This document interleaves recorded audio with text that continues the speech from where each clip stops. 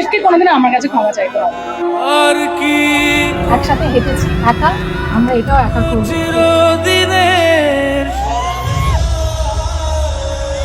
টলিউডের একসময় সবচেয়ে জনপ্রিয় জুটি দেব আর শুভশ্রী হঠাৎই আলাদা হয়ে গিয়েছিলেন, এমনকি একে অপরকে সোশ্যাল মিডিয়াতেও ব্লক করে দিয়েছিলেন। কিন্তু তারা হঠাৎই আবার একসঙ্গে।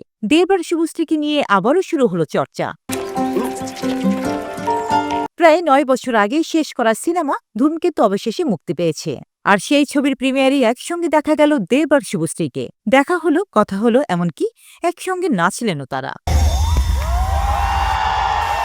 এই রিইউনিয়নের ছবি, ভিডিও মুহূর্তেই ছড়িয়ে পড়ে সোশ্যাল মিডিয়ায়। শুরু হয় মিম ঝড়। কেউ বললেন শুভশ্রীর স্বামী রাজ চক্রবর্তী নাকি সেদিন ভাতই খাননি।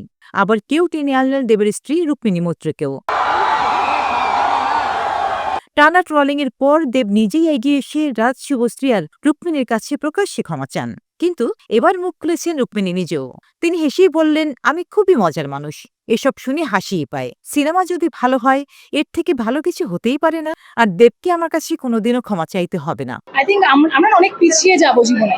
আরও জোর দিয়ে তিনি বললেন, 2025-এ দাঁড়িয়ে এভাবে ভাবা ভীষণ রিগ্রেসিভ। যারা এমন ভাবছেন তারা মানসিকভাবে অনেকটাই পিছিয়ে আছেন।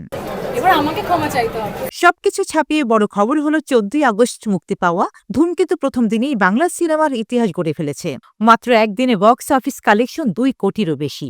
ভাবিনি দুদিনে অর্থাৎ দেব শুভশ্রীর পর্দার রসায়ন আজও দর্শকদের টানে। অতীতের সম্পর্ক বিতর্ক আর গসিপ ছাপিয়ে দেব শুভশ্রীর এই রিইউনিয়ন কেবল সিনেমার জন্য, নাকি আবারও শুরু হতে পারে নতুন কেমিস্ট্রি? কমেন্টে এবং শেয়ার জানাতে ভুলবেন না।